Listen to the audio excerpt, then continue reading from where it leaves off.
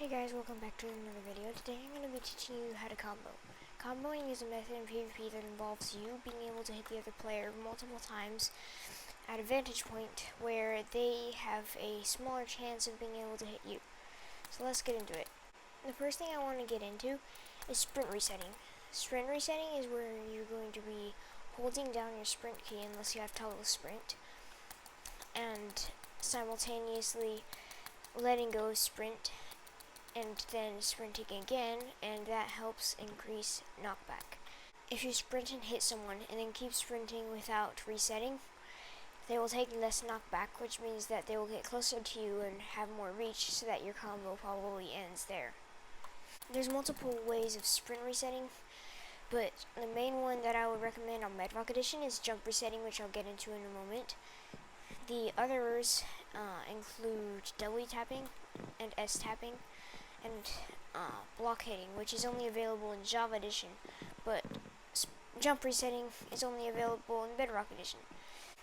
Jump resetting is where you're going to be trading hits, which means you hit them at the same time they hit you, and for every time you hit each other at the same moment, you press the spacebar. It doesn't matter if you're already in the air, just press the spacebar, and then you will take almost no knockback.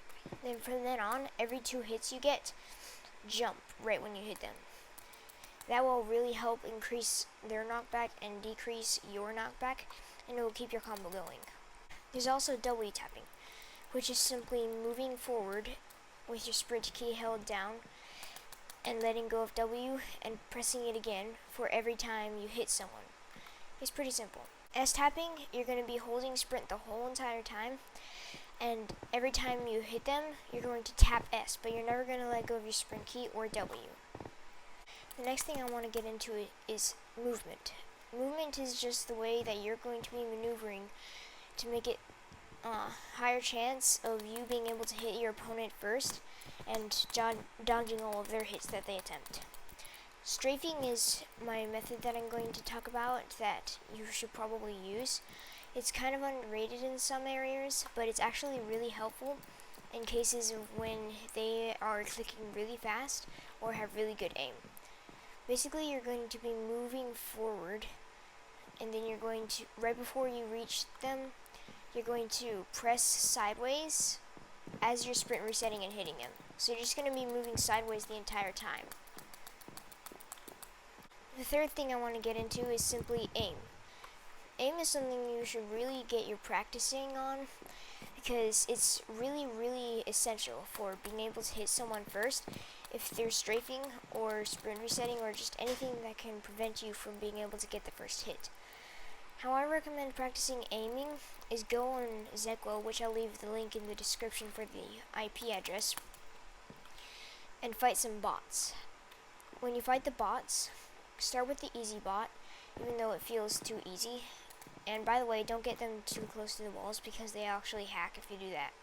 But anyways, just practice your aim by trying to see that when they strafe, you strafe the opposite direction. So if they strafe left, you strafe right. And that will probably help you be able to get your aim down a little bit easier. The final skill that you should probably work on is CPS. CPS means clicks per second, and it basically judges how fast you can click, and it's essential for being able to knock back your opponent more while at the same time decreasing your knockback. Because if you have a higher CPS, it actually decreases the knockback of the next hit you take and increases the knockback of the next hit the opponent takes.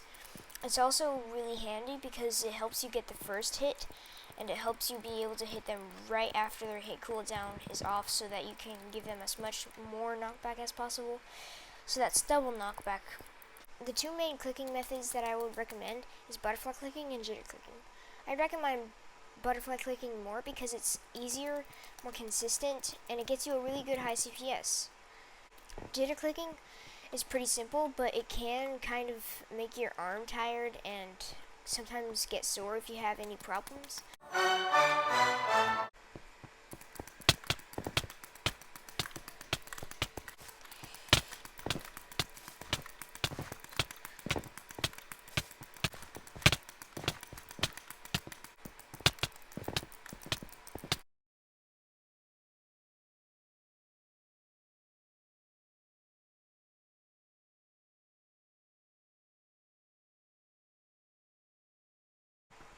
if you enjoyed the video and you like the content that I make, please consider subscribing, maybe leave a like and a comment.